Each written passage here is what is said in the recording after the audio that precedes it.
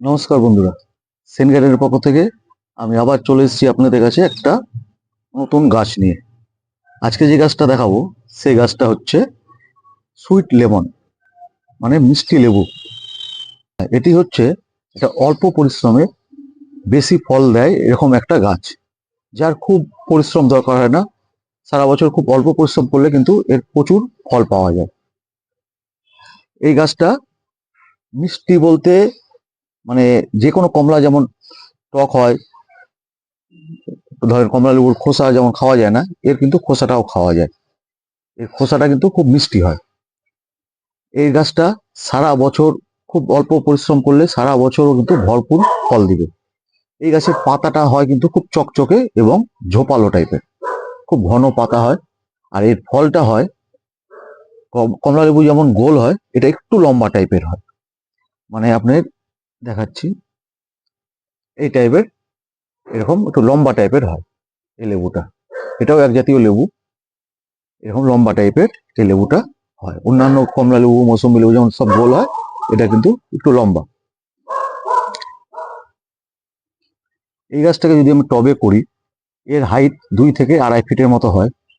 খুব বড় হয় না টবে, মাটিতে লাগালে অনেকটাই বড় হয়, কিন্তু টবে 2 থেকে 2.5 ফিট হয়।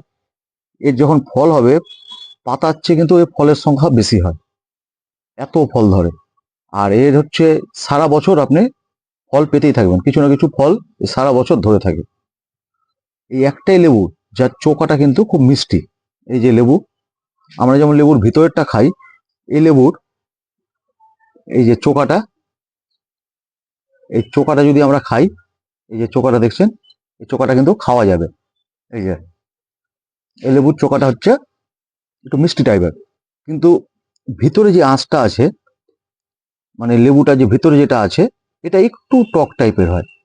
ভিতরটা চোকাটা হয় মিষ্টি, কিন্তু ভিতরটা আঁশ টাইপের হয় ওইটাই। আর যদি একসঙ্গে খাওয়া যায় তাহলে একটু টক মিষ্টি লাগে, কিন্তু শুধু যদি চোকাটা খান মিষ্টি লাগবে, কোনো টক থাকে না এই লেবু।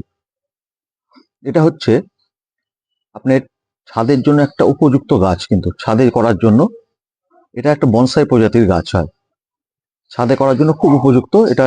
ছাদে যে কোনো টবে, 10 থেকে 12 ইঞ্চি টবে কি আরো বেশি বড় দিতে পারেন, তাহলে খুব ভালো হয় গাছটা। এই ফলটাতে ভিটামিন সি এর কিন্তু ভালো উৎস আছে এই ফলের মধ্যে। এছাড়া কি পাওয়া যায়, এর মধ্যে ফাইবার আছে একটা, আর আছে উদ্ভিদ যৌগ। এই লেবুতে ভিটামিন সি এর কিন্তু একটা ভালো উৎস এই লেবু। আর এর মধ্যে কি আছে, আছে ফাইবার ও উদ্ভিদ যৌগ, যা আমাদের শরীরে রোগ প্রতিরোধ ক্ষমতাকে বাড়াতে সাহায্য করে।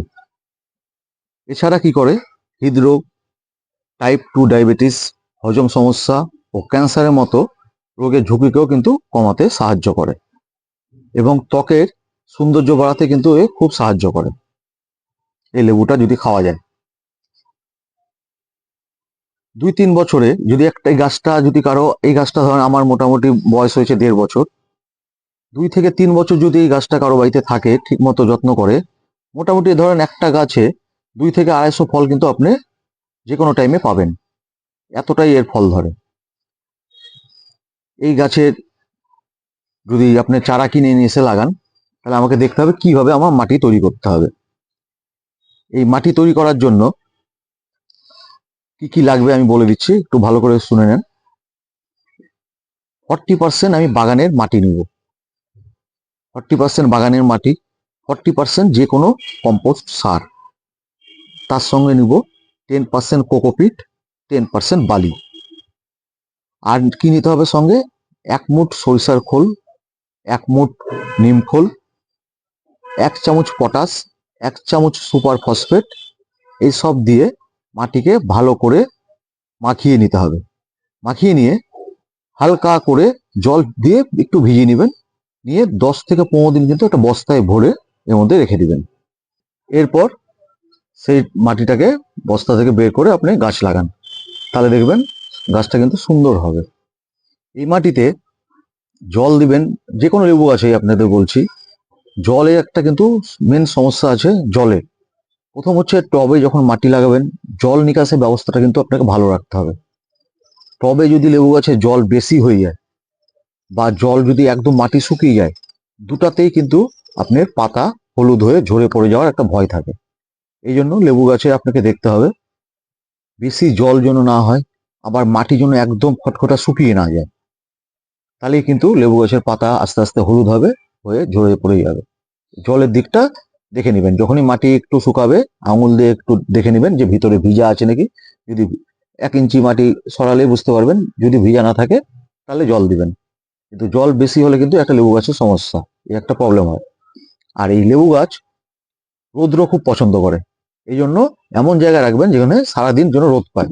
রোদ পেলে কোনো ভয় নাই, রোদটা যেন সারাদিন পায়। লেবু গাছ কিন্তু খুব রোদ পছন্দ করে, এই জন্য এইভাবেই রাখতে হবে আমাকে, এমন জায়গায় যেখানে আমার সারাদিন রোদ পায়। টবে প্রতি বছর আপনি মাটি চেঞ্জ করার দরকার নেই এই গাছের। একবার লাগিয়ে দিলেন, হয়তো 10 থেকে 12 ইঞ্চি টবে লাগালেন, 2 বছর পর পর মাটি চেঞ্জ করেন।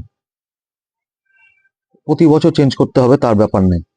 মাটি চেঞ্জ করবেন, মাটির টব থেকে যখন গাছটা উঠাবেন, উঠিয়ে টবের চারিদিকে যে শিকড়গুলো লেগে থাকে, ওই শিকড়গুলোকে অন্তত গাছের 10% শিকড় কেটে দিবেন। কেটে দিয়ে তারপরে গাছকে আবার নতুন মাটি দিয়ে আবার বসাবেন, তাহলে নতুন শিকড় বেরাবে, খাবারটাও ভালো টানবে এবং গাছটা কিন্তু গ্রোথটা ভালো হবে। ওইভাবে আপনি গাছটাকে বসান। প্রতি বছর কোনো দরকার নাই চেঞ্জ করার মাটি। আর আরেকটা করতে পারেন, প্রতি বছর মাটি যখন চেঞ্জ করবেন না, একে কিন্তু বছরে 3 বার মিক্স খাবার দিতে হবে গাছটাকে। গাছটা গ্রোথ বাড়াতে গেলে এবং ফল ধরাতে গেলে সারা বছর, বছরে 3 বার খাবার লাগে, মিক্স খাবার। কখন কখন দিবেন? এই যে ডিসেম্বরে এখন ফল হবে, এই যে ফল হয়ে আছে, এটা ডিসেম্বরে শেষ হতে হতে হয়তো পেকে পড়ে যাবে। তারপরেই আমি কিন্তু জানুয়ারি কি ফেব্রুয়ারিতে আমি একবার খাবার দিব। কি খাবার দিব আমি বলে দিচ্ছি। ফেব্রুয়ারির দিকে একবার খাবার দিব, আবার জুন জুলাই একবার খাবার দিব, আবার সেপ্টেম্বর অক্টোবরের দিকে একবার খাবার দিব। এখন ফল ধরে আছে, এই সময় আমি ফল যখনই খাবার দিবেন, খাবার দিতে গেলে একটু মাটি খুঁড়ে দেওয়াটাই ভালো। এখন ফল ধরে আছে জন্য শিকড়ে চোট খাবে, এই জন্য আমি এখন কিছু করছি না। এই ফলটা ঝরে গেলেই আমি কিন্তু মিক্স খাবারটা দিব। আমি যেহেতু আগের বছর চেঞ্জ করেছিলাম, এই জন্য এবছর মাটি চেঞ্জ করব না, আমি মিক্স খাবারটা দিয়ে দিব। মিক্স খাবারে কি দিবেন?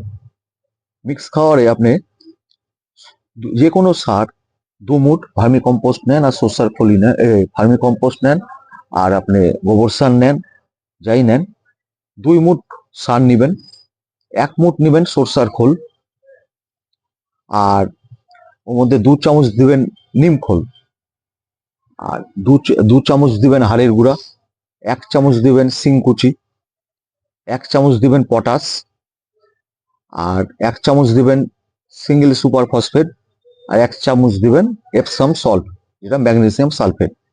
এই দিয়ে আপনাকে মাটিটা, ওটাকে সারটাকে ভালো করে মাখিয়ে নিলেন। মাখিয়ে নিয়ে ওকে 10 থেকে 15 দিন কোনো ব্যাগের মধ্যে, ক্যারি ব্যাগের হোক, বস্তার মধ্যে হোক, মুখ বেঁধে 10-15 দিন রেখে দেন। রেখে দেওয়ার পর তারপরে সেই সারটা ব্যবহার করবেন। এই সারটা কিভাবে দিবেন, কতটা দিবেন? আমার 10 থেকে 12 ইঞ্চি টবে 1 থেকে 1.5 মুঠ করে দিবেন।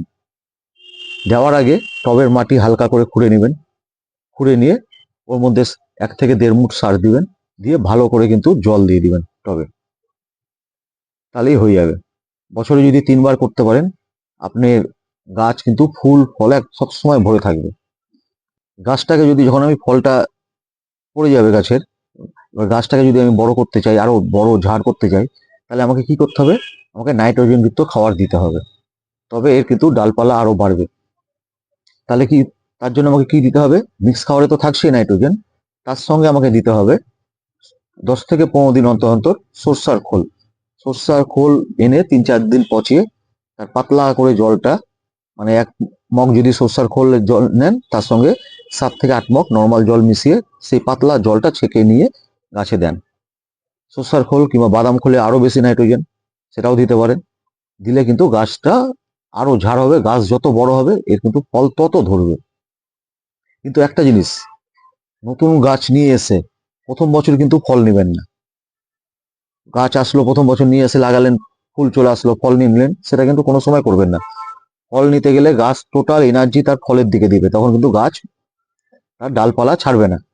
ওই জন্য ফুল কিংবা ফল যদি চলে আসে ভেঙে দিবেন, 1 থেকে 1.5 বছর যাবে, তারপরে নেবেন গাছটাকে গ্রোথ করে নেন, বড় হয়ে যাক, ঝাড় হয়ে যাক, তখন আপনি যত খুশি ফল নেন। কিন্তু প্রথম বছর নিতে গেলে কিন্তু গাছ বড় হবে না, ছোটই থেকে যাবে। ফল পাবেন ঠিকই, অল্প ফল পাবেন, কিন্তু গাছ কিন্তু বড় হবে না। ওই জন্য গাছকে সবসময় আগে বড় করে নেন। ওই জন্য 1-1.5 বছর নেবেন না, ওকে নাইট্রোজেন যুক্ত খাবার, ফসফরাস দিয়ে গাছটাকে বড় করুন, তারপরে আপনি ফল নেন। এই গাছের একটা সমস্যা হয় কিন্তু দেখবেন, এর একটা পাতা কুঁকড়ানো রোগ থাকে। ছোট ছোট পোকা যেগুলো হয়, পাতা কুঁকড়িয়ে যায়, যেমন আমার এখানে হয়েছে দেখেন, এই যে এরকম গাছে কিন্তু পাতা কুঁকড়িয়ে যায়। এটা কিন্তু লেবু গাছে খুব হয়। এটাকে যদি ঘরোয়া উপায় করতে চান, তাহলে নিম তেল কিংবা নিম পাতা ফুটিয়ে তার জল, সবচেয়ে ভালো হয় নিম তেলটা। 15 দিন অন্তর অন্তর, যখনই কচি পাতা বেরাবে তখন থেকে আপনি 10 থেকে 15 দিন অন্তর অন্তর কিন্তু নিম তেল স্প্রে করতে থাকেন। নিম তেল স্প্রে করতে থাকলে কিন্তু চট করে পোকাটা লাগবে না। আর যদি পোকা লেগে যায়, বেশি হয়ে যায়, তখন যে কোনো কীটনাশক আপনাকে ব্যবহার করতে হবে। আমি যেমন প্রফেক্স সুপার যেটা আছে ওটা ব্যবহার করি। যখনই আমারটা বেশি লেগে গেছে, আমিও খেয়াল করিনি, এটা পাতা যখনই নতুন পাতা বেরাবে তার আগে কিন্তু কন্টিনিউ এটাকে স্প্রে করতে থাকেন। 10-15 দিন অন্তর অন্তর নিম তেলটাকে স্প্রে করুন, তাহলে কিন্তু আপনি আর কোনো ওষুধের দরকার হবে না, পাতায় পোকাও লাগবে না। আর যদি বাই চান্স লেগে যায়, বেশি হয়ে যায়, তখন কিন্তু আপনাকে রাসায়নিক সার ব্যবহার করতে হবে, রাসায়নিক ওষুধ, প্রোফেক্স আমি যেমন করি এরকম করতে পারেন। যেটাই হোক, ওইটা করে এই পাতাগুলো যেটা কুকড়িয়ে গেছে সেটা আর সোজা হবে না, যাতে আর পাতায় না ধরে সেই জন্য আমাদের স্প্রেটা করতে হবে। আর এই পাতাগুলোকে সবগুলোকে ছিঁড়ে ফেলে দিবেন, এমন জায়গায় ফেলবেন যেন কোনো গাছের আশেপাশে ফেলবেন না। পাতাগুলোকে পুড়িয়ে দেন, না হলে মাটিতে পুঁতে দেন, না হলে যেখানে ফেলবেন ওখান থেকে কিন্তু আরো অন্য গাছের রোগ ছড়াবে। এইভাবে যদি করতে পারেন তাহলে কিন্তু এই গাছে আর চট করে পোকাটা লাগবে না। এটা কিন্তু পোকার একটা বড় সমস্যা আছে। এইভাবে যদি করতে পারেন, আপনি এই গাছ সারা বছর ফল দিবে, সব সময় ফলে ভরে থাকবে, এবং দেখতেও খুব সুন্দর লাগে, খেতেও ভালো, উপকারী খুব ফল এটা। এইভাবে করতে থাকেন, খুব ভালো গাছ ভালো হবে। ঠিক আছে বন্ধুরা, আমার যতটা জানা ছিল আমি আপনাদের বললাম। যদি এই ভিডিওটা ভালো লাগে, অবশ্যই আমার ভিডিওকে লাইক করবেন ও আমার চ্যানেলকে সাবস্ক্রাইব করবেন।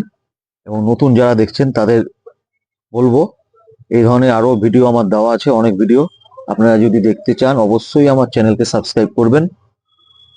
ঠিক আছে, আরো চেষ্টা করব আরো ভালো ভালো ভিডিও আপনাদের সামনে দেওয়ার। আপনারা যদি আমার সঙ্গে সহযোগিতা করেন, আমি আরো ভালো ভিডিও আপনাদের আমি দিতে পারবো, এই আশা রাখছি। নমস্কার।